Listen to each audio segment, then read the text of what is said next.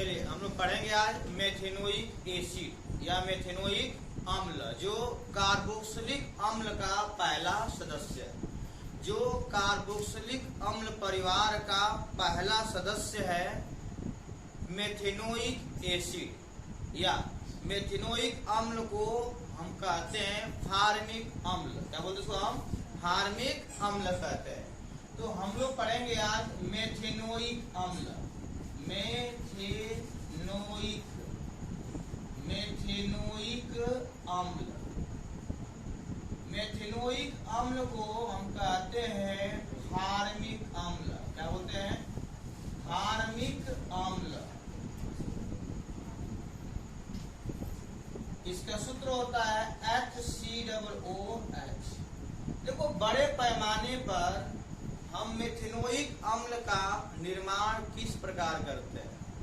तो बड़े पैमाने पर यहाँ पे मेथेनोइक अम्ल का निर्माण हम carbon monoxide CO, carbon monoxide CO को NaOH के जलीय विलयन में 473 केल्विन पर जब 6 से 10 वायुमंडलीय दाब पर प्रवाहित करते हैं तो सर्वप्रथम सोडियम फार्मेट प्राप्त होता है, यानी HCOONA प्राप्त होता है। देखो, इसको पढ़ते हैं फार्मिक अम्ल। अगर यहाँ पे HCOONA आ गया तो Na पहले पढ़ेंगे, पढ़ लेंगे सोडियम। Na से क्या होता है? सोडियम। और COO से क्या होता है? फार्मेट। तो क्या बन गया? सोडियम फार्मेट बना, सोडियम फार्मेट बना। पुनः सोडियम फार्मेट की अभिक्रिया तनु सल्फ्यूरिक अम्ल से, पुनः इसकी अभिक्रिया तनु सल्फ्यूरिक अम्ल H2SO4 से करते हैं तो हमें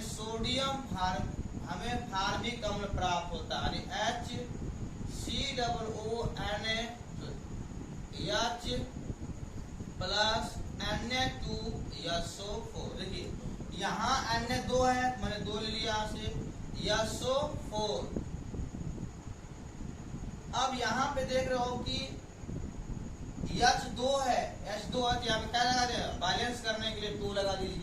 क्या बन गया? फार्मिक अम्ल। ऐसे क्या पढ़ेंगे? Sodium sulphate. ऐसा में तो मेथेनोइक अम्ल का बड़े पैमाने पर निर्माण करने के लिए कार्बन मोनोऑक्साइड को NaOH को हम कास्टिक सोडा भी कहते हैं। ठीक है, NaOH क्या बोलते हो? कास्टिक सोडा कहते हैं। कार्बन मोनोऑक्साइड को सोडियम हाइड्रोक्साइड विलयन में, जलीय विलयन में 473 केल्विन पर जब प्रवाहित करते हैं तो हमें सोडियम फार्मेट प्राप्त होता है। सोडियम फार्मेट की पुनः अभिक्रिया तनु सल्फ्यूरिक अम्ल, इसको आयला विट्रियल भी कहते हैं, सल्फ्यूरिक अम्ल को सल्फ्यूरिक अम्ल से करवाते हैं तो क्या प्राप्त होता है? हमें फार्मिक अम्ल प्राप्त होता है। फार्मिक अम्ल, और इसे पढ़ते हैं हम सोडियम सल्फेट। देखो, अगर देखा जाए इसके लक्षण, फार्मिक अम्ल की बात करते हैं, भौतिक गुण की बात करते हैं। अगर किसी शरीर के ऊपर इसको डाल दिया जाए ना तो पूरे शरीर पर फफोला उत्पन्न हो जाता है और खुजली होने लगती है वहां पे। क्योंकि यह जो होता है, अगर देखा जाए साधारण भाषा में, तो बिच्छी के डंक से, लाल चींटियों के बीच से इसको बनाया जाता है। जिस प्रकार से लाल चींटी अगर आपको डंक करती है, काट देती है, तो वहां पे देखे सूज जाता है और जितने बार खुजली टाइप को होने लगती है। ठीक है, उसी प्रकार से फार्मिक अम्ल जो होता है लाल चींटियों और जो है कि बिच्छी के डंक से प्राप्त किया जाता है। इसलिए तो शरीर पर डालने पर पूरे शरीर पर क्या होता है? फफोला उत्पन्न कर देता है। ठीक है, यह एल्कोहल में, ईथर में पूर्ण रूप से क्या होता है? विलय होता है।